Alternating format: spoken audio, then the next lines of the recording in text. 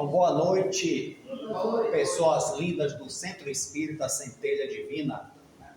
Somos todos centelhas divinas, tanto encarnados quanto desencarnados, né? Então, enquanto centelha divina, a gente tem que brilhar. Então, vamos brilhar nesse momento. E uma das coisas, né, que a gente aprende com a doutrina espírita e que ajuda nossa alma a brilhar, né, é a fé. Mas Allan Kardec, né, os espíritos benfeitores na doutrina espírita, na codificação, nos fala da fé raciocinada, que a gente não crê simplesmente, né? A gente crê porque sabe no que crê, e não só sabe, a gente compreende, né? A gente sabe por que crê, a gente compreende, né?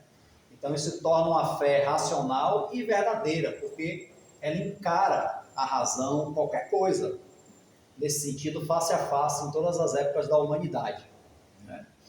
E Paulo de Tarso, naquela epístola aos Coríntios, se eu não me engano, que ele fala, né, assim que se eu falasse a língua dos anjos, essa coisa belíssima, ele fala sobre a fé, esperança e caridade, né? Que é o trio parada dura do crescimento espiritual. Mas ele disse que das três, a melhor ainda é a caridade. Então, por que eu estou fazendo esse preâmbulo? Porque no Evangelho segundo o Espiritismo, temos o capítulo 11, que é justamente o amar ao próximo como a si mesmo, né? O maior mandamento. E na instrução dos Espíritos tem um texto curto de alguém que assina como um espírito protetor, né? Ele não diz um nome, mas o espírito protetor, e ele fala justamente da fé e da caridade. E é um texto assim, como todos, né, das instruções dos Espíritos, né, no Evangelho segundo o Espiritismo, que toca sempre um ponto com bastante profundidade, né? São textos assim profundos, são textos que não são só ensinamentos técnicos, eles também mexem na nossa emoção, né, nos nossos sentimentos e tudo mais, né? E sempre dentro do tema abordado no capítulo. Só que quando eu li a primeira vez esse texto, há muito tempo atrás, numa galáxia distante, eu mentalmente pensei, já no primeiro parágrafo, que ele diz que a caridade sem a fé, ela não é possível, né? Ele fala, devia ter dito que a caridade é impossível sem a fé. Aí eu pensei, não, isso não está errado, isso não está certo, isso está errado. Se fazer que o espírito do livro da Evangelho está errado. Porque tem pessoas que eu conheço que não têm fé nenhuma, pelo menos não formalmente, mas são pessoas muito generosas, muito humanas, muito humanistas, né? Fraternas. E tem pessoas religiosas que não são nada disso, são incapazes, né, de fazer um ato bom pelo outro, né? Isso dentro das lides religiosas e espiritualistas, e seja lá o que for, inclusive dentro das lides espíritas, para sermos mais específicos. Então isso não está certo. Só que aí ele continua, podeis encontrar em verdade impulsos generosos, mesmo nas pessoas sem religião. Ele usa o termo sem religião porque na época era o que se dividia, a pessoa com religião, sem religião, com fé, sem fé. Era coisa da época. Hoje, acho que ele não escreveria mais assim, ele diria uma pessoa sem fé, né? Sem fé em algo maior, sem fé em Deus, sem fé na continuidade da vida. Seria uma coisa mais elaborada, né? Aqui ele falou uma coisa que fosse melhor compreendida na época. Então tem pessoas, como ele disse, que como eu falei aqui agora, sem fé nenhuma, sem religião, sem espiritualidade nenhuma, pelo menos formalmente falando, mas que têm impulsos generosos, né? Aí ele continua, mas essa caridade austera não se pratica senão pela abnegação. Aí ele vai explicando, né? Essa caridade austera. O que é uma caridade austera, gente? É uma caridade plena. Caridade plena. A gente pensava que a coisa austera é coisa séria, que é uma pessoa austera, pessoa séria, sisuda. Não, aqui ele está dizendo que é uma coisa plena, completa, que tem austeridade. Né? Então ele diz, essa caridade austera, que não se pratica senão pela abnegação. Olha só, eu aprendi essa palavra abnegação com o Espiritismo, eu não conhecia essa palavra antes. Palavra nova, né? Pelo sacrifício, né, constante de todo interesse egoístico. Quer dizer, a pessoa que sacrifica sempre os seus interesses egoísticos. Sempre sacrifica o seu ego, né, como seguir na psicanálise. Não há senão a fé para inspirá-la. Então, começa a se entender o que esse Espírito Protetor está querendo dizer. Que essa caridade plena, somente a fé para sustentar. Porque as pessoas são generosas, nós podemos ser muito generosos, só que nós vamos até certo ponto.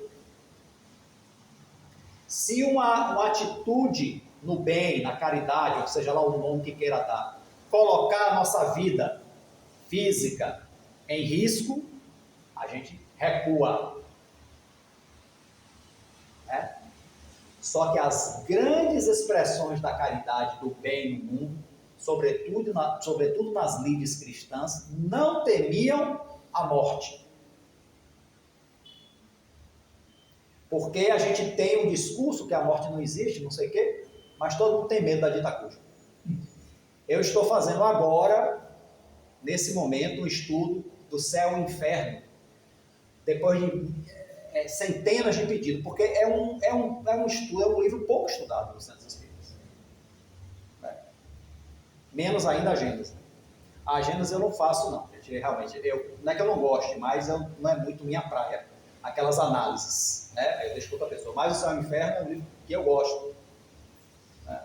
E aí me pediram, eu estou fazendo o estudo em vídeo, depois boto lá no grupo do WhatsApp, fazemos um debate, tal. Eu preferia fazer ao vivo, mas o tempo não combina, né, com as pessoas. Entendeu? E aí tem o capítulo 2, o temor da morte. E qual é o último título desse capítulo, o subtítulo? Por que o espírita não teme a morte? Aí eu pergunto, que espírita o senhor se refere, seu Carlos? O senhor, né? A senhora, sua esposa, pode ser. Quem sabe ali, né? Portier, né? Seus amigos ali mais próximos, esses aí, né? Não temesse, né? E por aí vai, né? O pessoal lá a galera dele lá da Sociedade Espírita para dizer talvez não temesse. E aí diz assim, vamos mudar esse título, porque o espírita não deveria temer a morte. Isso não quer dizer de encontro à lei de conservação, não. Né? Claro que a gente sempre tem que procurar preservar a nossa vida.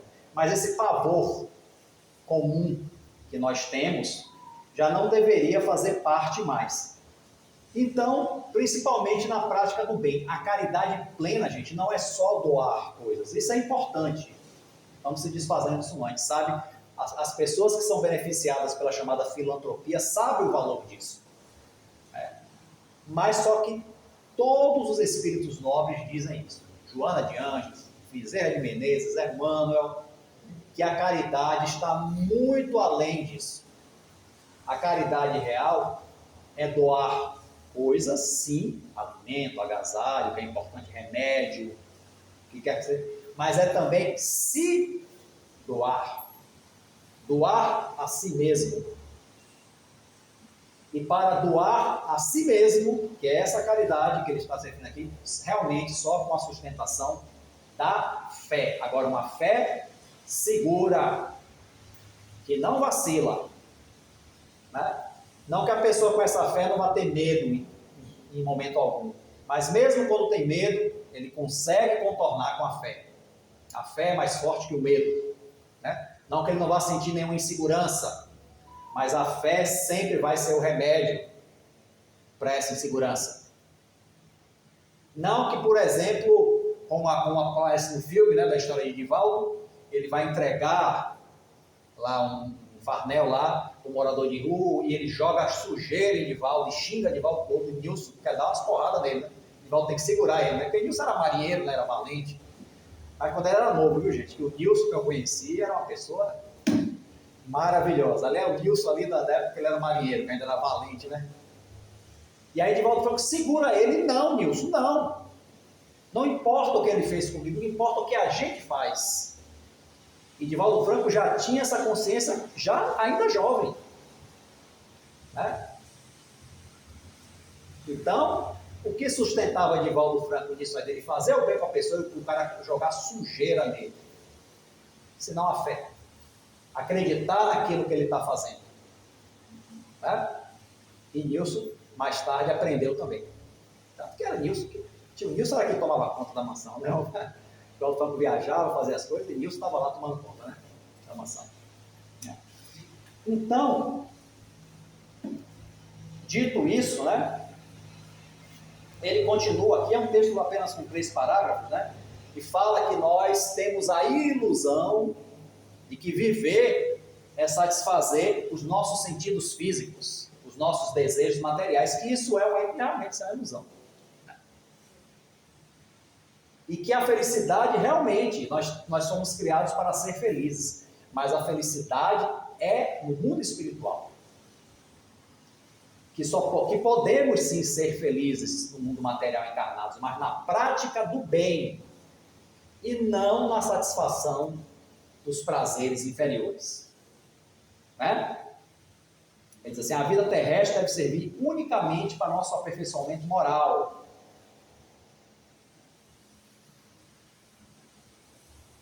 E que a felicidade verdadeira podemos ter encarnado na prática do bem, uma felicidade íntima. Íntima, mesmo que tudo em volta não esteja bem, mas é uma felicidade íntima. E quem alcança esse patamar, né? Pessoas aí em situações materiais muito difíceis, que você vai conversar com a pessoa, você não é assim mesmo. Dias melhores virão. Gente cheia de dinheiro tem um problema que é acabar com o mundo. Eu estava falando mais cedo, né? Dinheiro, ninguém tem nada contra dinheiro. O espírito não tem nada contra dinheiro.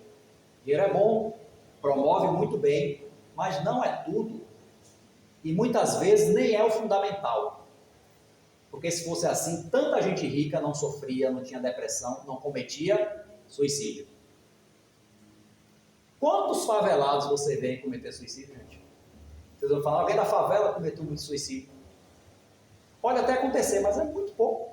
Suicídio mais é coisa da classe média, da classe alta. Né? O pessoal pensa que é brincadeira, né? E parece meio absurdo mesmo isso. Falando assim de chofre, parece uma coisa absurda, mas é, infelizmente, a realidade. Falam do suicídio direto, daquele do se jogar, do se matar. Né? O suicídio direto, todas as classes sociais praticam, né? O indireto, né? Com os excessos, com os vícios, aí todas as classes sociais. Falando do suicídio direto, aquele, né? Do matar realmente, é o chamado autocídio. Né? Então ele complementa aqui, né? Que antigamente, olha como a felicidade dos primeiros cristãos, eles iam ao sacrifício cantando, felizes pelo sacrifício. E ele diz, e hoje vocês não precisam, para serem cristãos, não precisam ir para sacrifício nenhum. Não precisam sacrificar o corpo, precisam morrer por causa disso. Só sacrificar, fazer 3 coisas fáceis, sacrificar o orgulho, o egoísmo e a vaidade. É mais fácil sacrificar o corpo, né? Porque quantos problemas que levam ao autocídio provém do orgulho ferido, da vaidade não atendida, do egoísmo de se achar, porque quem se acha o ser mais sofredor do universo também é um tipo de egoísmo. Não é só aquele que se acha o melhor, o que se acha o pior também, que tudo é com ele. É o tipo de coisa, tudo é você. E quantos de nós, inclusive eu que vos falo, não nos pegamos nessa atitude nociva, doentia, tóxica, e faz mal ao corpo, faz mal à mente, faz mal ao perispírito e ao espírito. Não faz nada que preste. E nós, pelo menos eu, né? Se eu fosse por sacrifício, todo mundo cantando, vocês estão cantando porque vocês estão malucos, eu estava morrendo de medo. O leão, não tem problema, que eu acho que eu ia morrer antes do leão me abocanhar, que eu ia morrer do coração, né? De tanto medo. Né? É isso, né? O medo, gente, o medo é uma coisa que paralisa, né? O medo, tem um medo necessário, que está ligado à lei de conservação, a gente não vai atravessar uma rua de olho fechado, claro. Mas tem um medo que paralisa, o medo de errar, o medo de morrer, o medo de viver, que é pior ainda.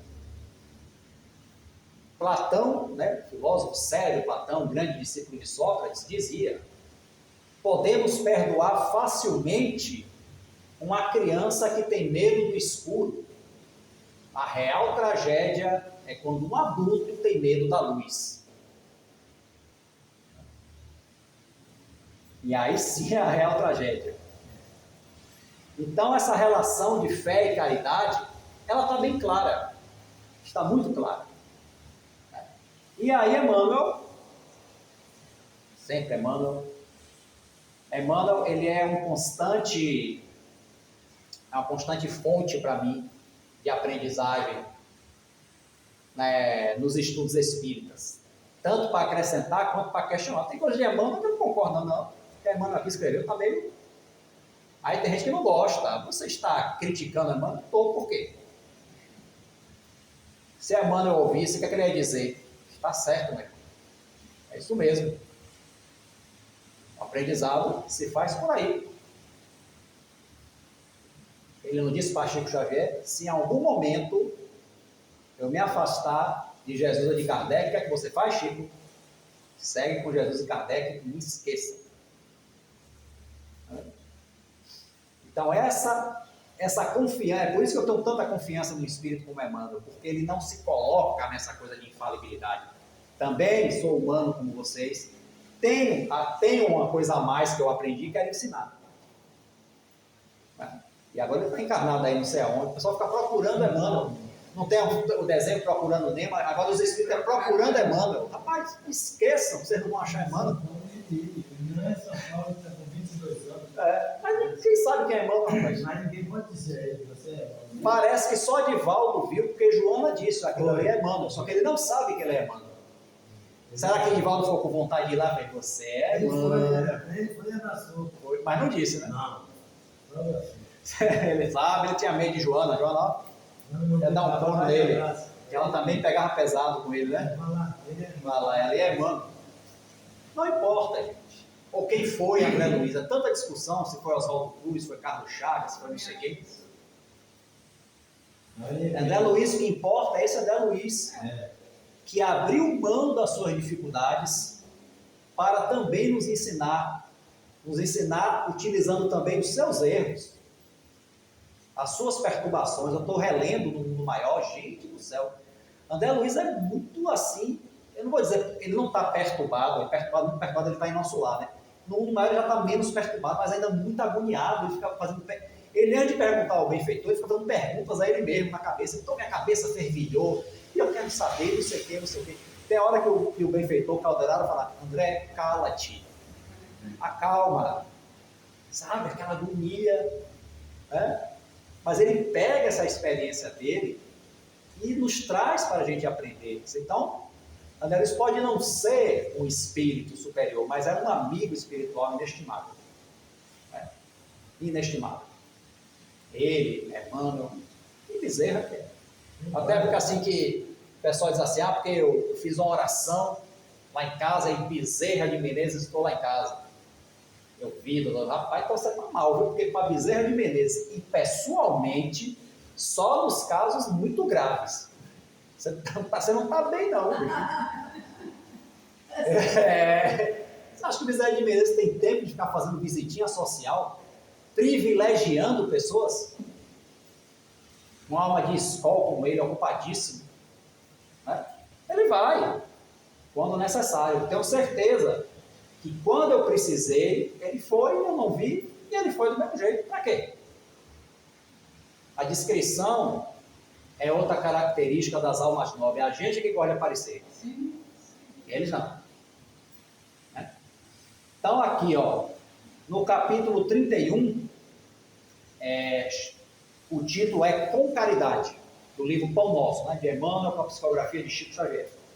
Ele coloca aqui uma frase da Epístola de Paulo, né, a primeira Epístola aos Coríntios, capítulo 16, versículo 14. Todas as vossas coisas seja feita com caridade. Quer dizer, tudo que a gente fizer, as mínimas coisas, faça com caridade. O que seria isso, gente? Porque a gente tem caridade só como a beneficência, a esmola, a doação, que é também. Mas não é só isso. A caridade ela está em todas as coisas. Por isso que tem coisas, como eu falei agora há pouco, que só a fé para sustentar. Prestar socorro a pessoas necessitadas numa zona de guerra, quem vai? Só uma pessoa com muita fé. E eu não digo fé necessariamente numa religião, não, mas uma fé íntima muito grande em algo maior. Não necessariamente tem uma religião. Porque a religião é coisa dos homens, é coisa nossa. Com Deus, gente, é a fé. A religiosidade, a espiritualidade. É certeza. Então, assim, né? Eu estou fazendo algo que eu devo fazer, meu dever. Entra numa zona de guerra. Né? Ou pessoas que prestam socorros em comunidades perigosas. Pessoas que prestam socorro em hospitais, lugares difíceis, que tem um perigo até de se contaminar, mas a pessoa está lá, Covid. As pessoas que fazem a beneficência não pararam, não. Se protegeram, botaram a máscara, a luva, mas foram em frente. E muitas vezes, gente, a atitude caritativa é até dentro da nossa casa. Não precisa nem sair para a zona de guerra, não. Às vezes a guerra é dentro de casa. E agir com caridade é agir com um familiar difícil e superar a dificuldade, que é coisa que nós nem sempre fazemos, né? A gente parte para a briga, tem famílias que vivem em pé de guerra, até se matam, né? Tem até morte em família, né? E brigam, e sai de casa, e abandona, tem gente que não consegue ter a atitude dentro do próprio núcleo familiar, quanto mais numa zona de guerra. Óbvio que a gente sabe que essas pessoas nessa família são espíritos antagônicos, não são familiares pelo coração, pelos laços do espírito. São espíritos antagônicos que reencarnaram na minha família para o aprendizado. Mas nem todos conseguem na primeira, né? Nem todos conseguem de primeira. É um choque muito difícil você encarnar e ser irmão daquele que foi o seu assassino na vida passada. Você não vai lembrar conscientemente, mas aquela energia, aquela vibração chega a você de uma forma e você não sabe explicar porquê, mas você antipatiza seu irmão, você não gosta do seu irmão ou da sua irmã. E briga feito gato e rato desde criança. E aí você vê. E as uniões, que nem nascem, né? O casal, Emmanuel diz, né? O primeiro momento é composto por um suave encantamento. Esse suave encantamento apaga as ligações negativas para que o casal possa se unir, porque senão não se aproximavam. Aí depois que estão unidos dentro de casa, é que as memórias inconscientes voltam. Aí é o casal em pé de guerra. É uma experiência. Eu falei, rapaz, esse suave encantamento é cilada. Isso é uma cilada da divindade, Emmanuel, para pegar a gente, para que a gente se una a pessoas antagônicas. Olha os dispositivos da lei divina.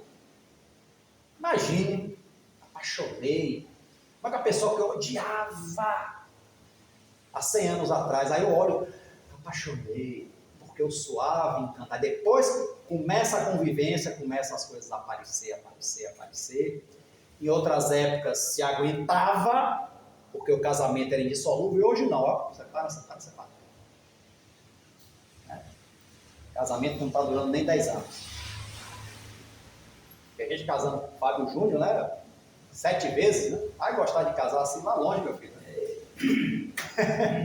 Vinícius de Moraes casou 9 vezes. Vinícius. Ele gostava de 2 coisas, fazer poesia e casar, né? Vamos dizer assim, é? Ele casou mais de 11. Aí sem comentário. Mas Vinícius, eu falo, ele gostava de 2 coisas, fazer poesia e casar. Casar, fazer um poema. Casar, fazer um poema. Maravilhoso, né? Um dos poetas que eu mais gosto, inclusive, é o Vinícius. Maravilhoso. Né? Bom, e com relação a esse trecho da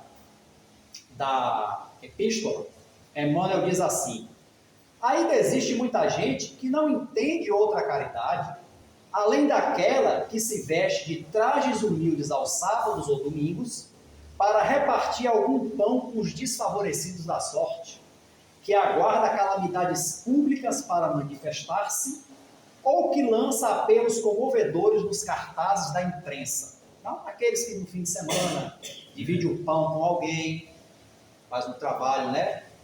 Distribui pão, agasalho, ou aquele que se manifesta em momento de chuva como esse, né? Para ajudar as pessoas que estão com os problemas da chuva, ou aqueles que protestam com cartazes por justiça, né?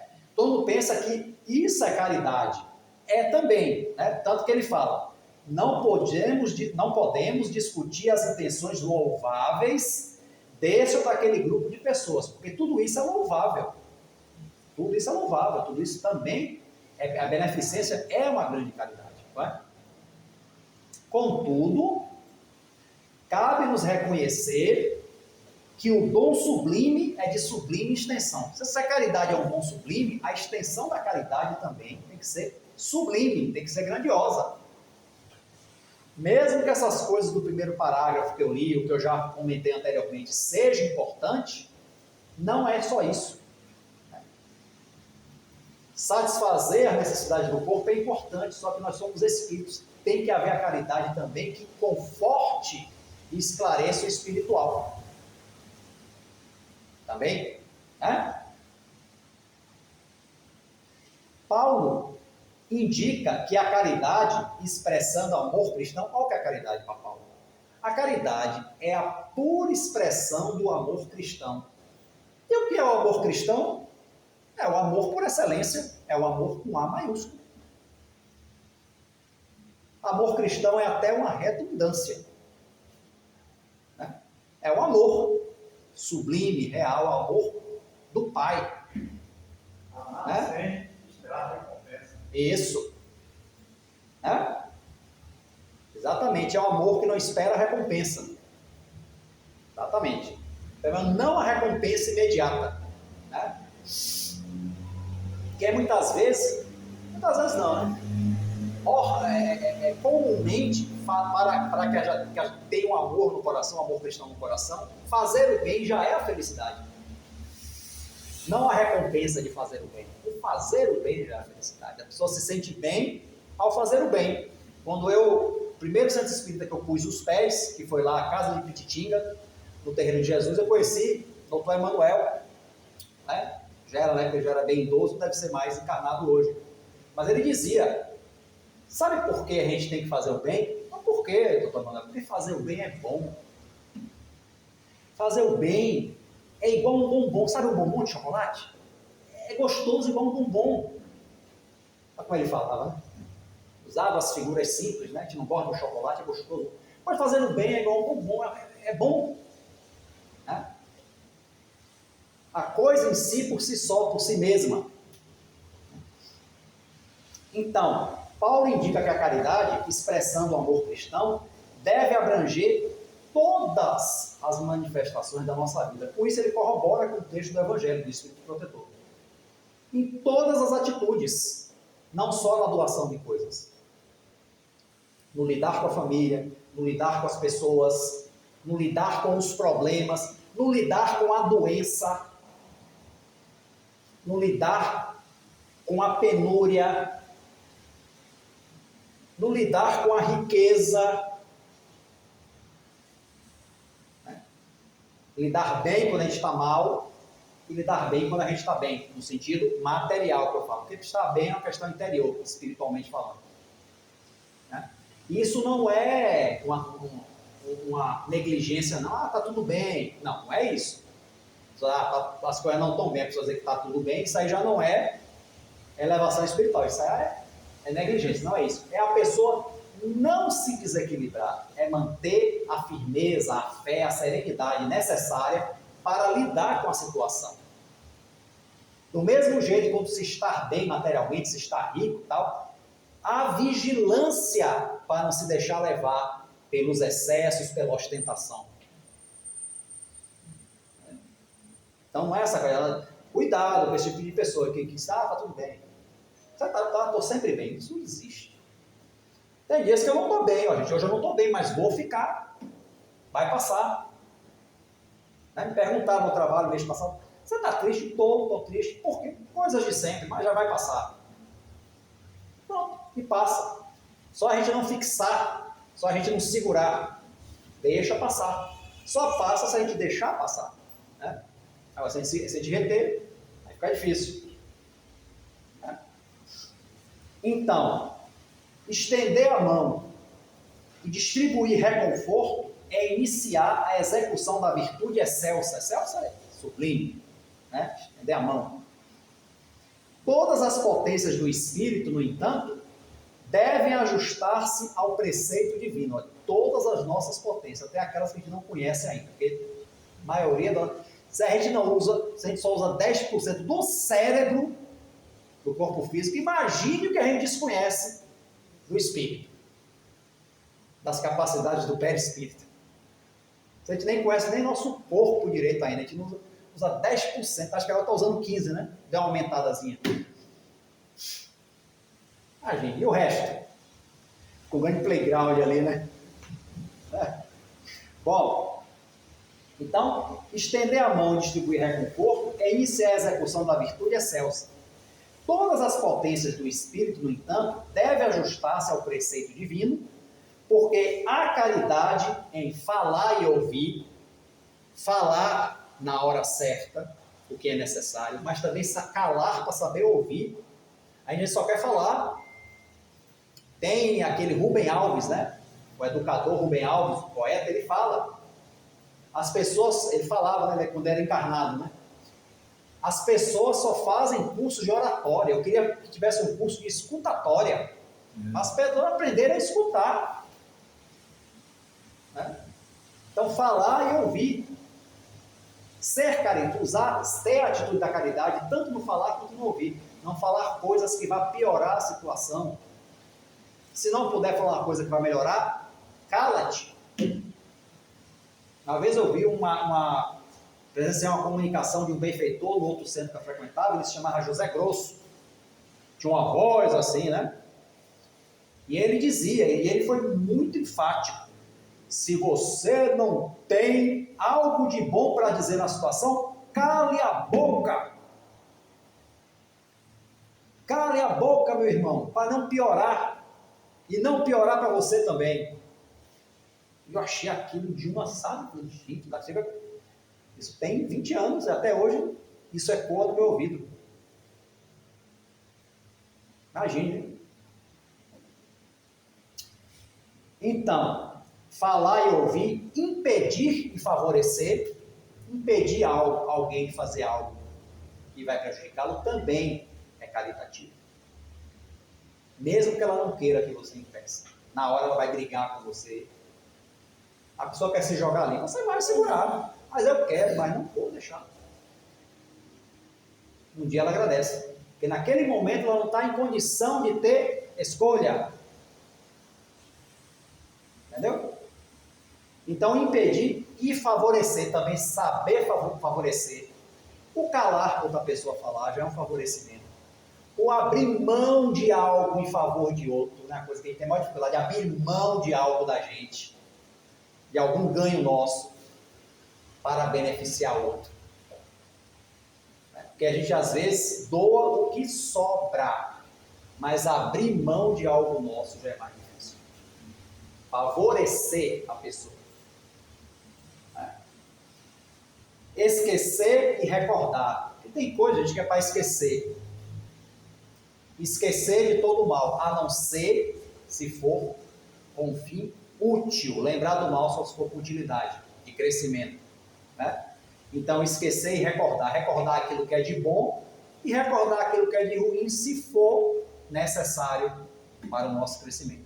Como lição, né, de aprendizado. Tempo virá, olha o que Emmanuel diz, tempo virá em que a boca, os ouvidos, os pés serão aliados das mãos fraternas no serviço do bem supremo. Ou seja, os nossos órgãos estarão a serviço do bem supremo. O dia virá. Bem supremo, essa expressão é forte. Né? Cada pessoa, como cada coisa, necessita da contribuição da bondade de modo particular. Porque não dá para lidar de um modo geral com todo mundo. Há certas coisas que são incomuns. Está todo mundo com sede, é água para todo mundo, está certo. Mas há particularidades. As minhas necessidades são todas as mesmas que a de seu Gil, que é de Leonora, Helena. Temos necessidades particulares, a gente tem que saber enxergar isso. Do mesmo jeito que a gente quer que enxergue isso na gente. A gente às vezes está passando por uma dificuldade, a pessoa chega para a gente e fala coisa que não tem nada a ver, né? A gente fica até irritado. Então, tentemos não fazer isso. Né? Cada pessoa tem a sua necessidade. Homens que dirigem ou que obedecem, quer dizer, chefes ou subordinados, né? Homens que dirigem ou que obedecem, reclamam-lhe o concurso santo, a fim de que seja esclarecido no departamento da casa de Deus. O que é a casa de Deus aqui?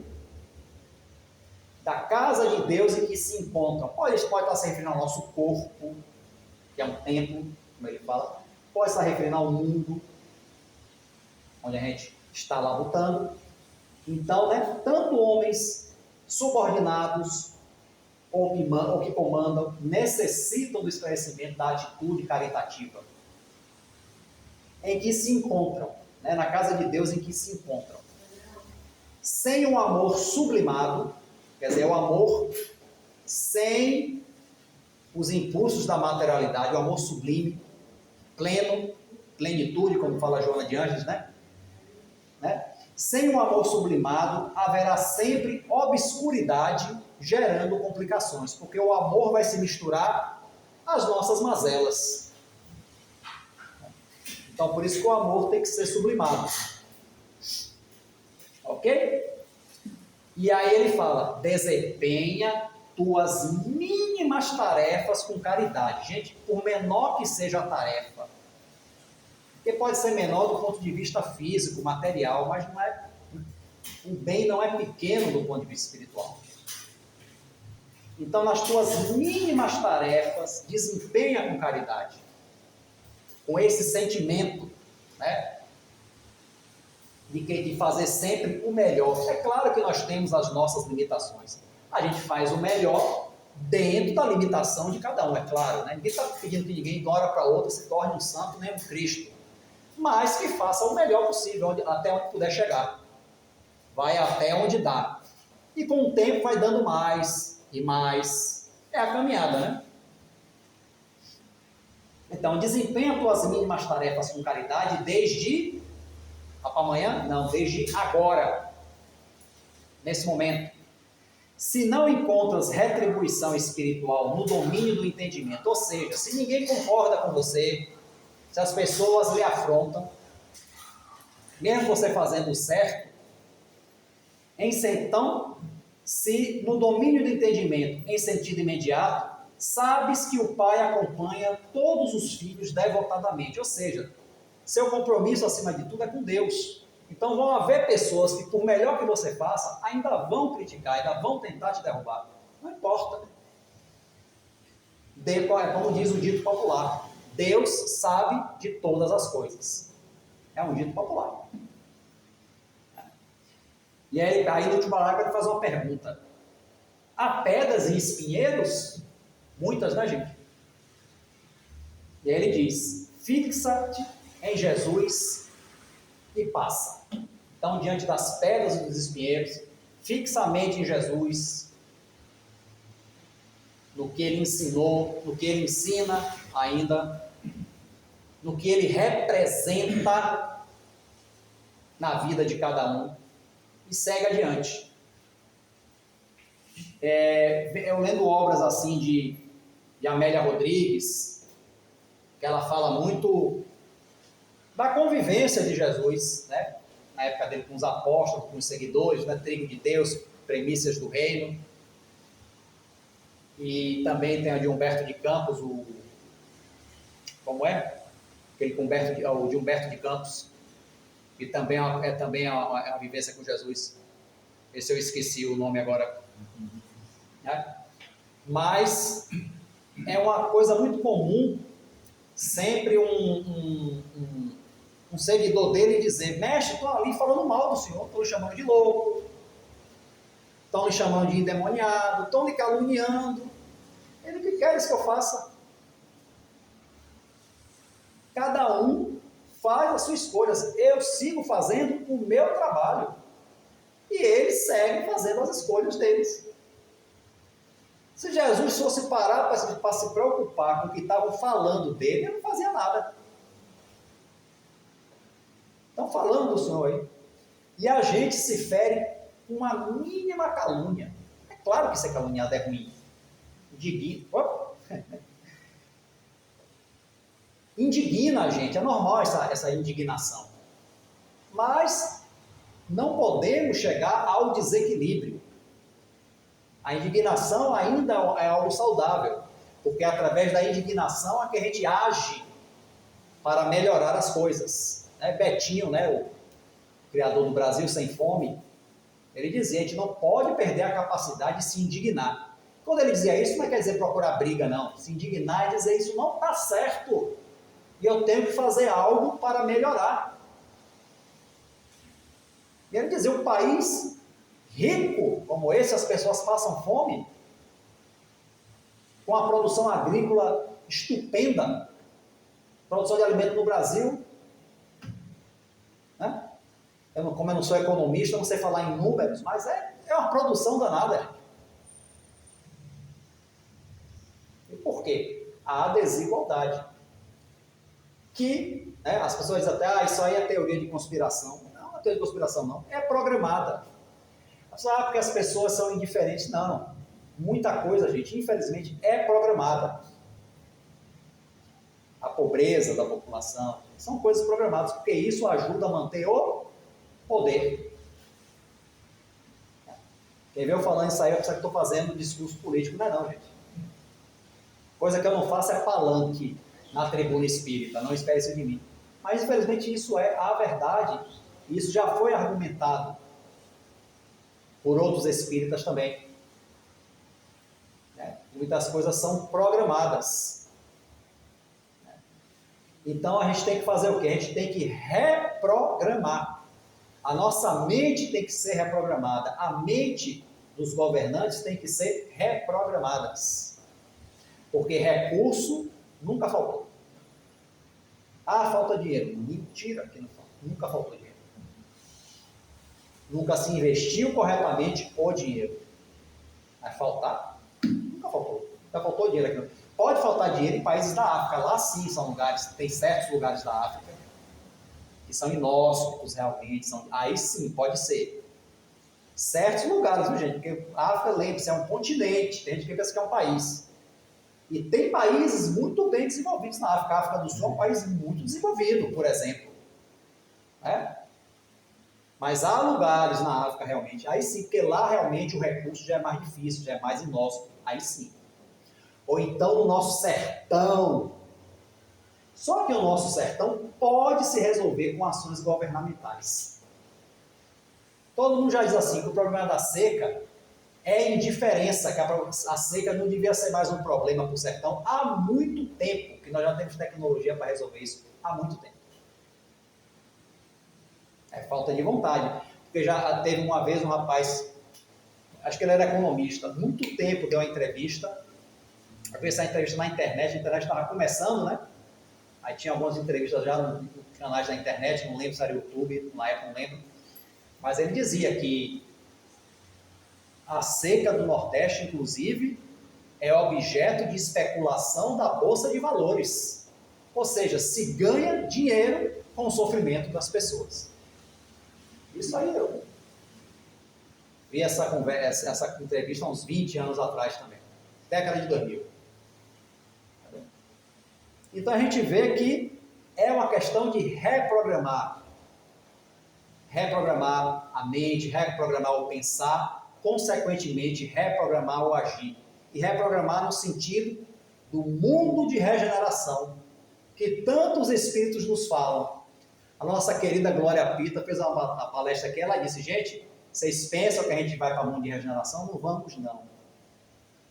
A Terra vai virar um mundo de regeneração, mas não é para a gente, não.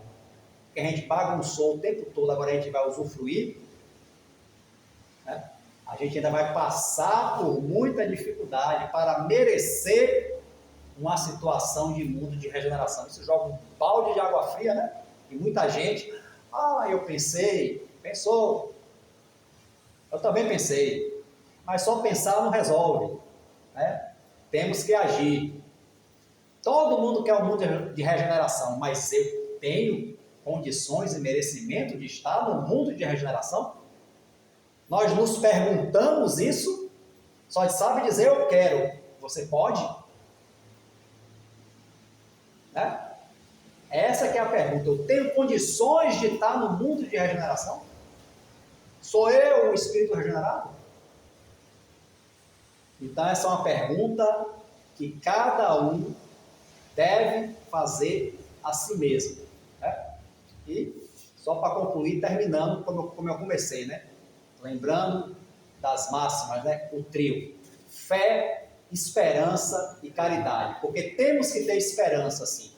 Esperança em dias melhores, mas a esperança ativa, né? Trabalhando para que dias melhores venham. Né? E a fé que nos sustenta e a caridade, que é a prática do bem em todos os momentos, inclusive nas pequenas coisas. Então, gente, muita paz, fiquem com Deus.